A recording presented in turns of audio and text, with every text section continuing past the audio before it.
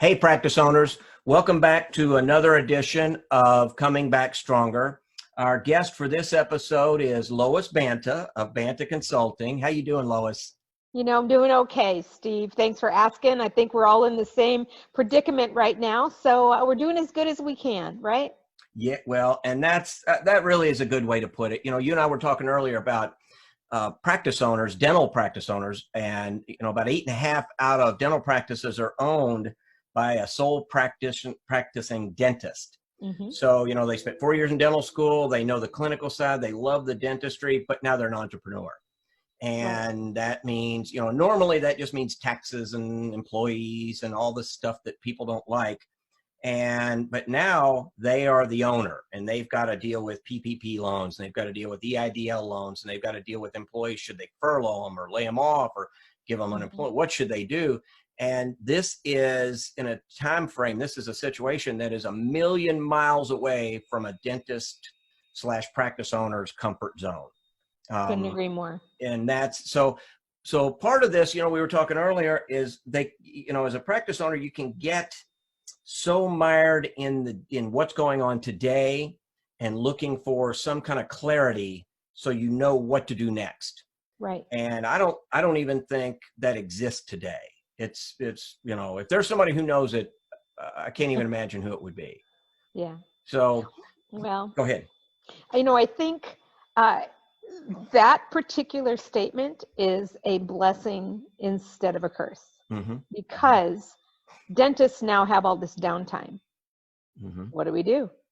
Why don't we, those that don't have systems, start planning some systems, right? So that when you come back, you really can come back stronger because you have an action plan to follow. Well, and that's the sort of the reason I reached out to you. You're the guru of systems communication. You have a lot of, you just, if you haven't seen Lois talk, you should. It's a great, you always walk away just feeling smarter and better. And I really mean that. There are a lot of times, somebody talks for an hour and you walk away and you have some notes, but when you're finished, it's always inspiring, and you have the experience. So if you could maybe take a minute and explain to listeners and viewers who you are, how you got to where you are, and then let's dive into systems, communication, things that a practice owner can be doing right now while they're not seeing patients to lay some groundwork for when they do reopen. Well, I started my company about 22 years ago. While I was still working full-time in a dental practice. I was a practice administrator, and I was a financial administrator and a scheduling coordinator. And I designed my company out of the realm of my boss's friends asking me to come in to teach their teams how to get the results I was getting. And I realized finally, after being in dentistry, I've been in dentistry for almost 47 years now, that, hey, that's something that it didn't occur to me that people didn't know what I know. So I designed Banta Consulting, and specifically in the arena of systems, practice management systems, and verbal skills and team building, to teach dental practices how to get good results without all that element of stress. I'm still surprised today how many practices really don't have good foolproof systems. And systems are as necessary as breathing when you're an entrepreneur and you own your own dental business. And one of the systems I've been specifically focusing on during this time of transition is you're going to have to design, I called it 3-phase scheduling. Because the first phase is literally coming back to the practice. If you don't want chaos in your practice, you're going to have to design how to schedule appointments just a little differently for a while. For instance, I am certain of this, and I'm not a infection control expert, but I'm pretty sure we're going to have some infection control protocols that are different from when we were last in the office.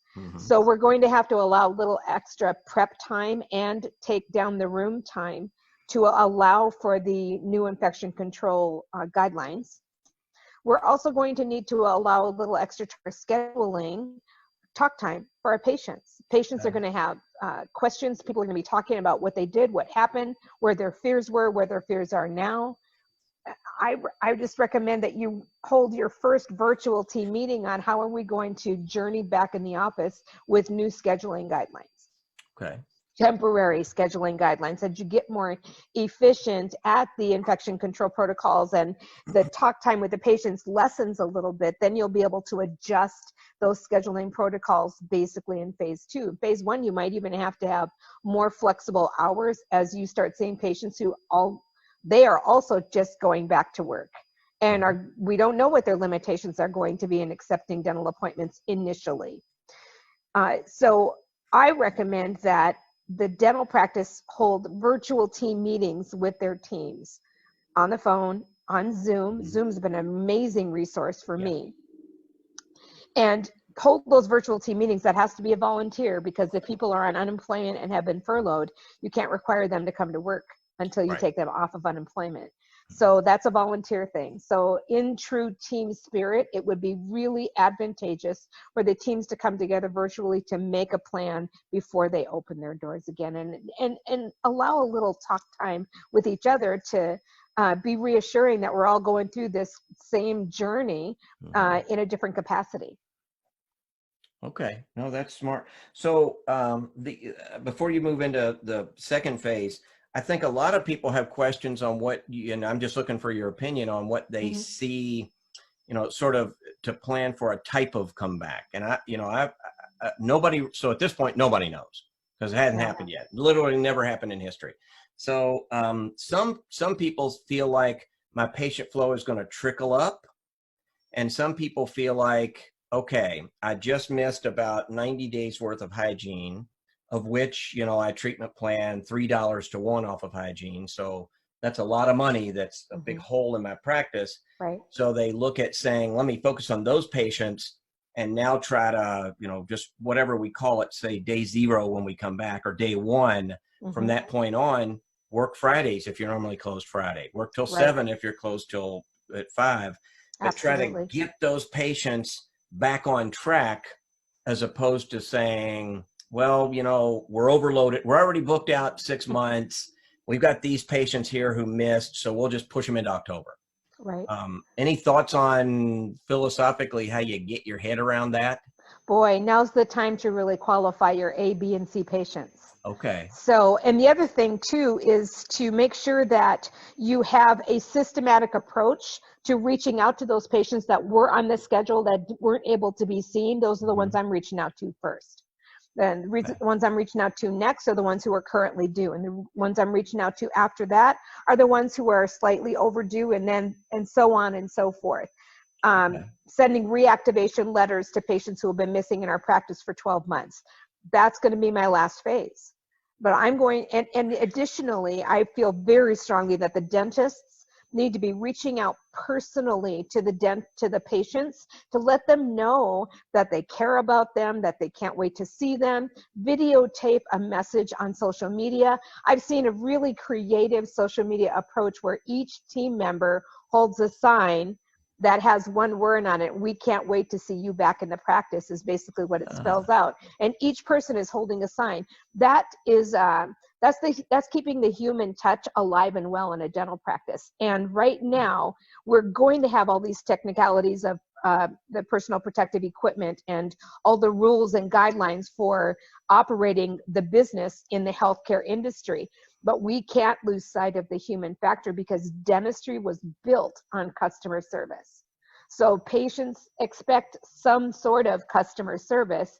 We want the ones that are going to thrive opening their doors back up are the ones who have stayed in touch with their patients. So that's one of the systems that I'm going to recommend you implement during phase 1. And phase 1 is making sure you're staying in touch and keeping connected to the patients, even if it's sending them an email or a text or a personal handwritten note.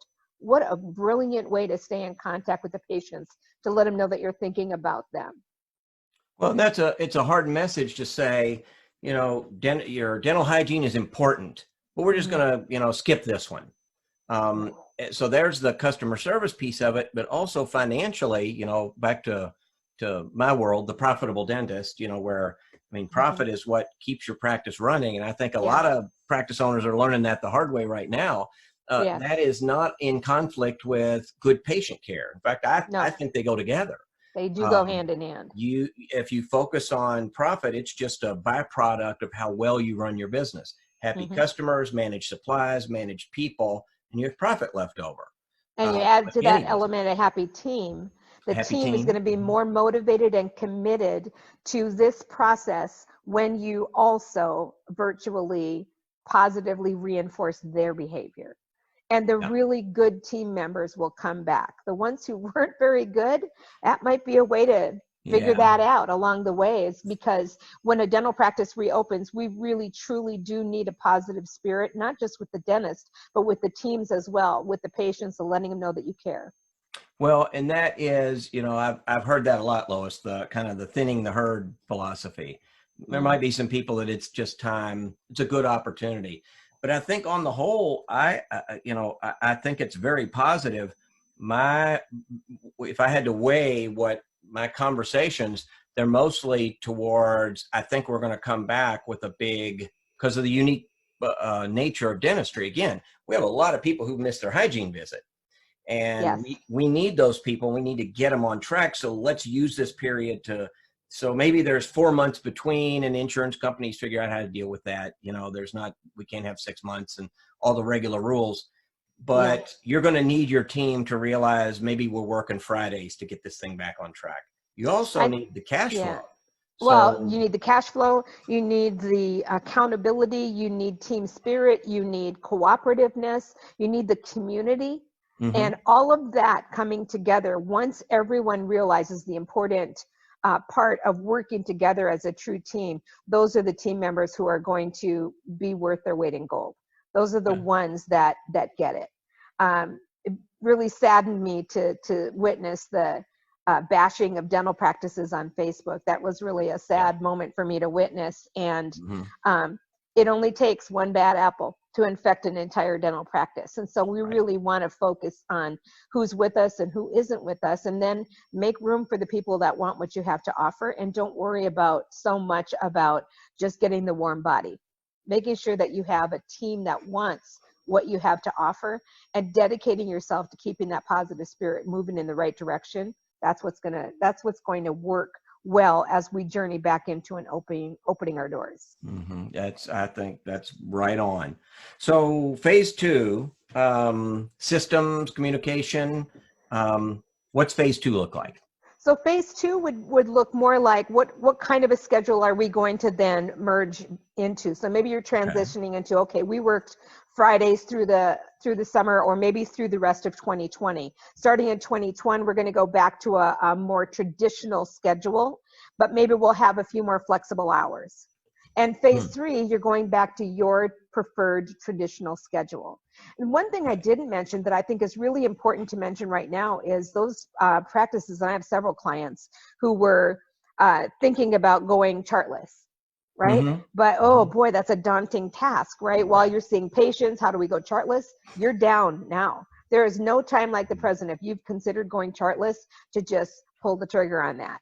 But one thing I want dental practices to consider is you don't have to scan in all of your charts. All you have to do is a stopping point and a starting point, and you enter that into the system. You make sure that the treatment plans that are in the chart go into the software. You make sure that their next scheduled appointment gets documented in the software. You scan in the most recent letter. You're probably already taking digital x-rays, so those are already stored. There's a way to be able to look at what you charted in their existing restorations and chart that in the software system, so that when you open your doors, you truly can have a better infection control environment by not having the physical charts that carry all those germs. So So now's the time to, that's phase one, is really plan on getting those that chart information into your software, so when you open your doors, you can be chartless. I've watched practices struggle with that, Lois, where they think, okay, if we're going to go chartless, or if we're going to go, paperless, we're going to need to take a patient's chart and get everything in going back in history. Yes, indeed, And no. what you're saying is, let's draw a line. Let's just say it's, I don't know, May 15th, and Okay. from May 15th forward, we are paperless and chartless. Mhm. Now, if we want to look at something prior to May 15th, we have to go back to the file room and, we And there do will all. be a notation in the software that says for dates of service before May 15th, see chart. And in the Okay. chart, somebody will write into that last transaction note for dates of service after May 15th, 2020, see computer. Okay. Yeah. So And also start identifying those patients that have not ever canceled, that have accepted the dentistry that's been in their best interest, that have treated the practice with respect. Those are your A patients. And start really figuring out how can we notate our A, B, and C patients. and those are the ones you call now And you and nurture. say, listen, I know, your hygiene appointment was, where are we? April 7th, Yeah. and you didn't make it. Don't just put them off to October.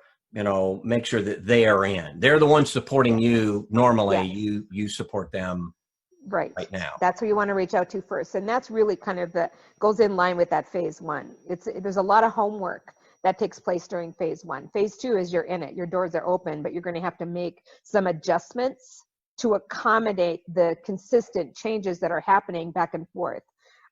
It's not like somebody's going to push a button and suddenly everything's back to normal. Right. Things aren't going to be back to normal for quite some time. Right. Even when we reopen our doors, there's going to be that element of distancing ourselves 6 feet, and what are we going to have in place to make sure that we're protecting ourselves, our teams, and most importantly, those patients. So you're going to have a constant wheel of motion. There's no more important reason to have consistent team meetings and morning huddles than right now, because that's where you're going to be able to make the best plans for the future. So would you, I was thinking while you were sort of describing that, to dovetail that with sort of the financial part of it, financial situation. Mm-hmm. And, I'm doing a lot of these talks and interviews and panels. And one of the questions that always comes up are these PPP loans. And do you take it? Do you not take it? And I have practices, Lois, where they take the money and they're paying, they don't want their staff on unemployment. So they're paying them the money. And, from a business perspective, you're burning through cash that you're going to need at some point here in the future. We don't know when that's going to be, but you're going to need it. So maybe what you're saying is on phase one is just time that to the right time, because you have to, 75% of that has to go to payroll to be forgiven. It does. Yeah. So now if you've got an action plan, you've had a notice from your state government, okay, we're going to remove our restrictions. We're going to be able to open non-essential businesses. And it frustrates me, sidebar, that dentistry is considered a non-essential business, but I digress. So if you know that you're got to now have a plan, we can open it back up on May 15th or May 31st. Then you start paying out those. They're on unemployment now. So maybe they go off unemployment June 1st and you start paying that money out then. Because when you open your doors, you're still going to have an influx of cash to pay your overhead. So that PPP money will go towards paying the overhead to keep the team gainfully employed. And that's just a way to utilize it. And I know PPP will have some guidelines on how many months you have to use it up, to have it also be forgiven. And I think dental practices are playing a little bit of Russian roulette. First of all, if you waited till after April 15th, there's no money available right now. They're going to have to widen the amounts due. So if you missed that deadline, I don't know that there is any PPP money. There might be the other SBA loan, EIDL, EIDL disaster available. loan. Yes, you might be able to have that available. There also are some restrictions on that, on how you utilize that money as well. So my scenario, my circumstance for the PPP money, I needed the money now because I have team I want to keep gainfully employed because I have 2 companies to operate. So that is going to be a very helpful tool for me right now, but I'm not a dental practice. So you're really going to have to weigh the options and follow the legal guidelines per your state. And I guess, the other thing is nobody's seen patients. So if you feel compelled to help them, you're probably not helping them because you're going to run out of money. Right. So phase one might be just that. If you're going to start to Right. go paperless, if you've chosen Yes. to improve that system, you need staff to do that. So Hmm. those are the key staff you bring back. First Yes. two, put on Yes. payroll. Is that kind of what you're saying? Put them on That would payroll. be my recommendation. You probably have a practice administrator or a team Mhm. lead dental assistant that can come in and take care of all of the paperwork prior to opening the doors, and then you use the rest of the PPP money to bring back the rest of the team. So you can use that money to gradually add team back on to prepare for opening the practice again. And that's, if I were a dentist, that's how I would do it. But the right team members. Yes. You don't need to be paying a hygienist now No, when you're not seeing any hygiene. that is And correct. believe it or not, Lois, there are a lot who are. So Yes. what they've done is taken that money and said, well, I got to use it for payroll. So they don't want their team getting 60, in Indiana, it's 65 or 68% of your pay. They don't want their team getting that. So they're just paying their team.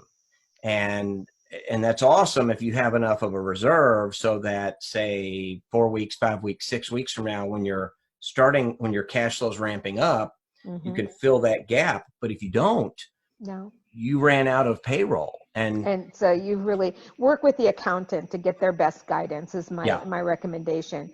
And also, it brings up another point, Steve, long term and things that we as consultants guide our patients on. We recommend to our patients, our clients, we recommend to them, I've recommended it forever, is to keep a reserve on hand should some sort of unexpected scenario happen. right, Now it's like, wow, I hope they're listening now, because right. there are a lot of dental practices who literally operated paycheck to paycheck themselves. Mm-hmm. Just got off the phone with a client recently that still hasn't set their goals, their production goals in the computer. If they have enough money in their bank account to pay the bills, they're good.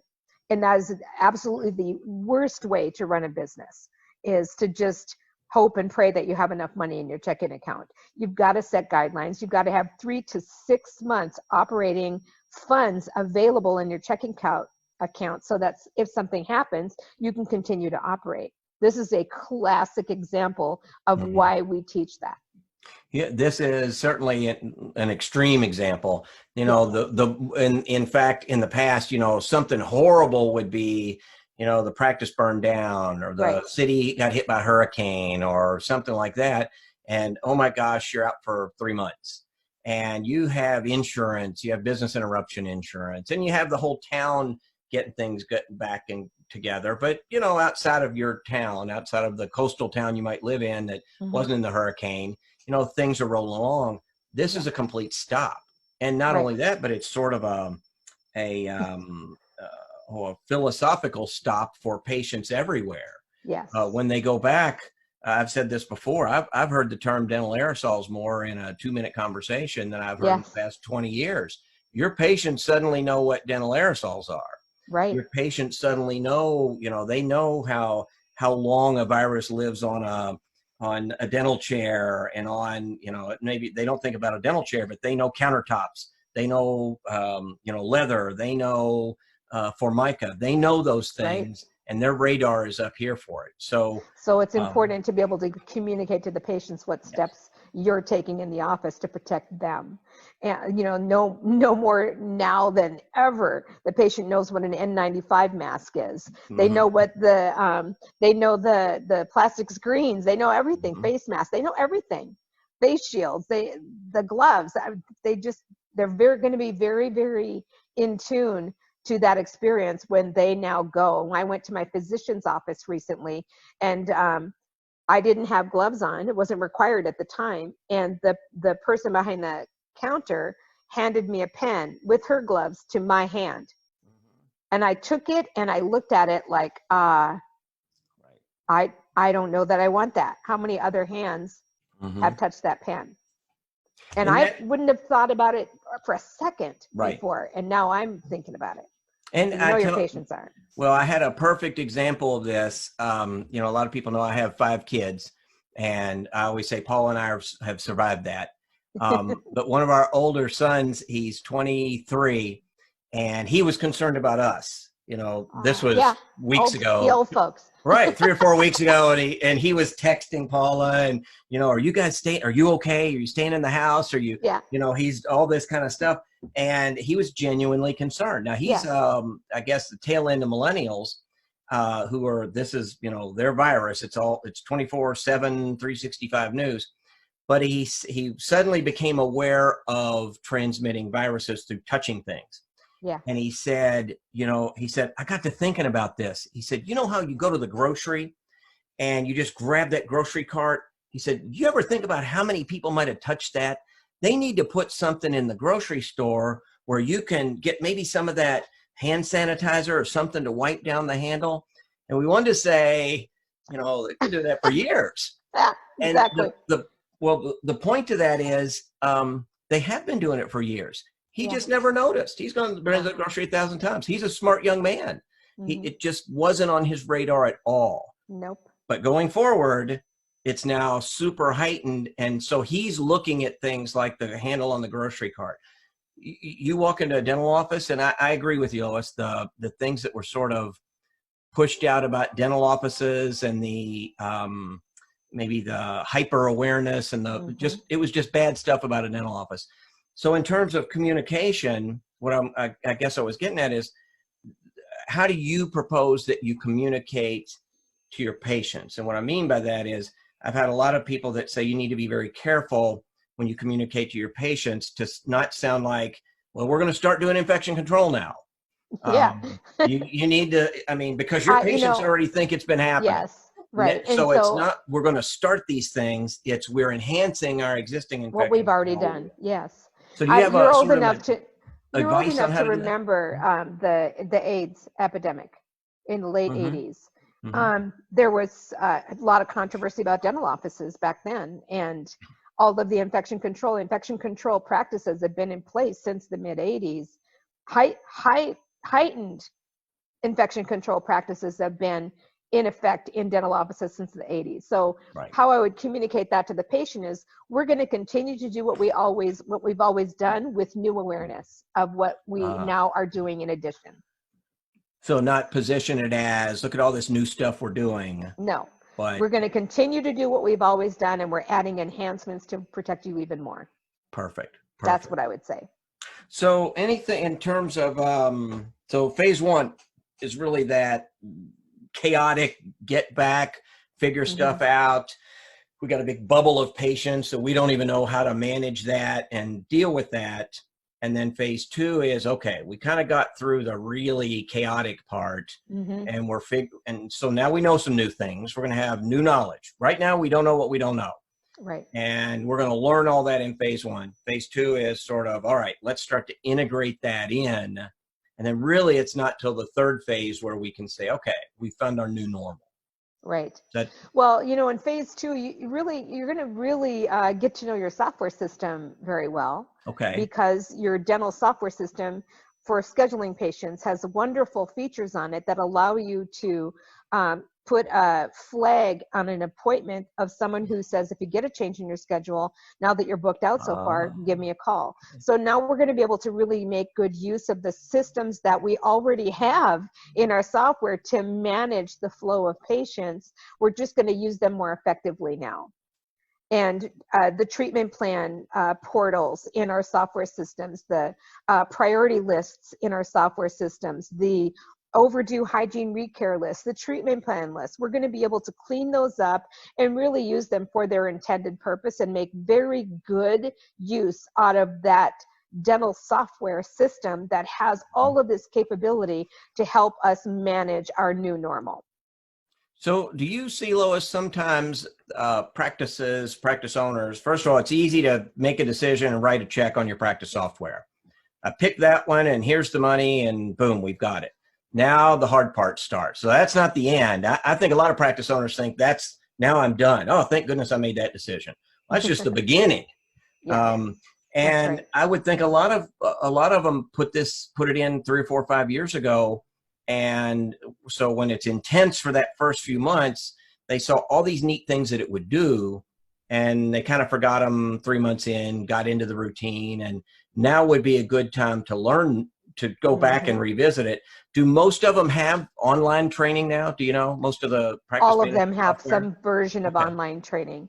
Uh, uh, all of them do. I mean, and I haven't met a software system yet that I couldn't get some information. Most of them now have live chat capabilities, so you don't have to spend hours and hours on the phone. And you're right. The doctor buys the dental software. Cool. I've got this dental software for my team, not taking into consideration they need ongoing training, and there's new team members. The attrition in team is about every 2 years. You're going to get a new team member in there. That's been the historical research that's been done. So you don't want to put train the trainer capabilities in the hands of somebody who may not know how to operate that software system to its full potential. So I recommend every time you get an update, get some online training. Every time you hire a new team member, put the software system in training mode and allow them to play around in the system. It won't mess up the software. Even when I, as a consultant, go into a client office, I make them give me a login so that they can track anything that I did in their audits. So if something happens down the road, like, oh, that was a little weird thing that happened, that they track it back the day it happened, and to the person who was using it, I will log in as a user on their system. They can always see if it's something that I've done. For knock on wood, that's never happened. I've not messed up anybody's computer, but I want their comfort and peace of mind to know that whoever's doing operating the system knows what they're doing. And Very important. So when very costly mistake too, by the way, not to know how to operate your software system. So you have one little thing that you miss times every patient times twice a year times 5 years. That can be a very expensive software mistake. For sure. And you're right on. So when you said that, what I thought was that old little game telegraph, where you start out with something and where it ends up, and it starts out with, that's a gray cat. And, 10 people later, it comes out that, Richard Nixon owns an elephant or whatever. And that's sort of what happens. You've got the people who were there when you implemented the software. And then this one left and trained that one, who trained that one, who trained that one. And there was no formal training. Right. It was just, let me show you what I do. And now might be a good time to go back and say, listen, I've got this 2-week gap of payroll where I'm going to bring you back. And instead of just doing busy work and cleaning the office, if it's a utility person, they can do busy work and clean the office. But I've seen a lot of practices where they've got some highly paid people who are in there shampooing the carpet. Well, again, I have 5 kids. They can shampoo the carpet. That highly paid person needs to be doing something to work on the practice itself. That's going to better the practice. So maybe that's a good strategy there. When you bring them back, say, here's the first thing, retrain. And don't just stop with your dental software. Many practices are using patient engagement systems, the Solution Reach, the Demand Force, all of those. Make sure they get training. Those patients that are offering patient financing through a patient finance company, like Care Credit, for instance, they have virtual training that they can offer at any time. The more software you bring into your practice to utilize to help you run smoothly, the more training you need to make sure that you're operating it correctly. I know that one of the things that I'm glad you brought up Care Credit, because I heard a real interesting conversation, was part of an interesting conversation about Care Credit. And the issue is not that they know they have Care Credit, it's the utilization rate. And that I see, so one of the things that I've always come back to is it seems like practices that are really kind of have their stuff together, they have a reserve, they're flowing, they understand how to use that third-party financing. And they integrate it in, and now would be a good time to just do that. How come? There are so many cool bells and whistles. For instance, as long as we're on the subject of Care Credit, they have an app that a patient can download to apply for Care Credit right on their cell phone. It takes about 30 seconds. It couldn't be easier, but if the practice doesn't know about that feature, they're not going to know to offer it to their patients. Right. And so, there are, patient can have a balance up to 90 days old and transfer it to Care Credit. So those patients that are having trouble paying off their balances, that might be one of the ease and transitions in phase 1, that you offer that option to those patients and transfer their balances so they can have a low monthly payment and still have the practice not be the bank. There's so many solutions out there. We just have to open our eyes and ears and pay attention. Well, and presenting it, I know, can be a challenge. I know, and you probably see this because you're hands-on. Mm-hmm. And I know this is not a care credit session, but I happen to like third-party financing. I like care credit a lot, only in that they're very focused on the patient. In my opinion, you know, if you give up a few percentage, you know, so what? It's on treatment that you wouldn't have gotten had you not been able to offer care credit. So, Well, and you bring up a good point about the cost. You're talking about the merchant fee. yeah. I've always had the philosophy that if you're offering patient financing and they charge a merchant fee, it's the cost of doing business. Mm-hmm. Right size your Right. fees to accommodate the cost of doing business. Don't let that scare you off. And I have in one of the seminars that I give on collections, Mm-hmm. there's a statistics, it's a proven statistic out there. For every month that a patient balance ages beyond 90 days, the practice loses 7% of the value of that balance. Yeah. So by the time it ages to 12 months, they've already invested more in labor and postage and supplies, office supplies, than the balance is actually worth. So why not pay a one-time 4.9% for 6 months interest free, or the share the interest with the patient version that's long-term? Why not offer that to the patients and allow them the flexibility to receive the dental care that's in their best interest, but put it in their budget? And So I'm a huge fan also of third-party financing, and full disclosure, care credit happens to be my favorite. Good. Well, they and again, I like so if I save a few points, but they've got a lot of resources that will, you know, for my consulting days, I would, you know, there are a lot of people who will do it. Your bank might do it. There might be somebody else. Sure. But what they don't have is the resources to help your team present it. Just present third-party financing, or a big case to say, listen, Mr. Patient, this is how we can get this done. And, you know, again, it's doing treatment that you wouldn't have done otherwise. So, you know, I don't know too many team members that have been bank executives, loan officers, lending institutions. They don't have that experience and expertise, nor should they want to. Leave it to the experts. So that's another area. Your software and your systems, good free training there. Right. A tool, third-party financing, that can help your team learn how to get more comfortable with that. And I think these are things, Lois, that people intend to get to, but they've just never gotten around to. Well, the day-to-day busyness factor will disrupt your thought process to say, I'll do that later. I'll do that when I have time. My gosh, I've done that to myself. I travel for a living and I suddenly am not traveling. I've got lots of time. I've cleaned up all of my forms and letters and in my own software. So I have this like now lean fighting machine in my own software. So when people ask me for things, it has my correct logo on it. It has my current verbiage on it. So it's just, that part's been really exciting to be able to actually have the luxury of time to work on the things I never allowed myself to have time to do before. That's why I say, have those virtual team meetings, create an action plan, like a to-do list of things that you need to get done or you'd like to get done, need to do, want to do, would be nice to do, and create a list and this chip away at the list. That old joke out there of how do you eat an elephant, I've said this in so many podcasts recently, is you eat an elephant one bite at a time, right? You don't try to eat the whole elephant all at once. So why don't you just chip away at it one little step at a time, and you're going to be so much happier and less stressed when you come back to the office. Well, Lois, and I appreciate that. That's why you're here. That's why you're on. That's why we love you.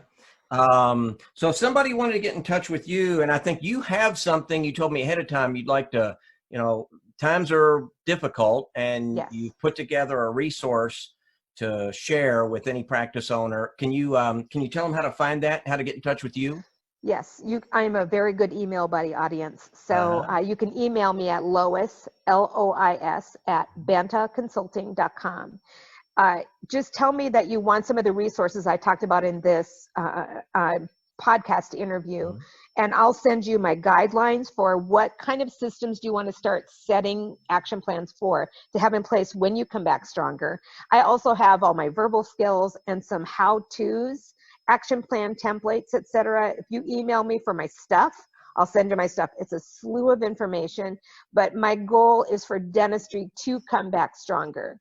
And so if that helps you in your process for coming back to the office less stressed, then I've done my job.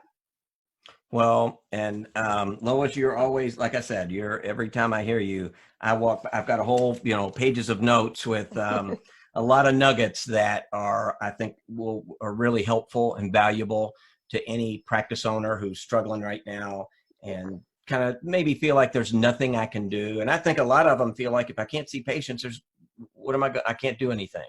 There's a lot paralyzing. you can do. Yeah, yes, it there's is. a lot you can do. Don't be paralyzed by the downtime because that will overwhelm. Yeah. Just take it one step at a time. Well, with that, Lois, I appreciate it. Our time is our time is up. I hate it. There are times I think I could talk for hours and walk away with even more. But no, it was great seeing you again. Great. And I know you're ready. You're kind of a road warrior, so I know this has probably created a lot of anxiety just staying home. I love home, but I used to visit home, and now I've been home. So hopefully my husband appreciates that in me. I'm gotten a lot of closets cleaned out and a lot of systems implemented. So I'm in the same arena as all y'all. So just take it one step at a time and try to come back as healthy as possible. Well, being productive. So there's no better way to end than that. So practice owners, Lois Banta, Banta Consulting. And reach out to Lois at the address she gave. If you have any problems, just reach out to a profitable dentist. Lois is very active in all the dental Facebook groups, online groups, and always very helpful and generous with their time. So, Lois, good to see you again.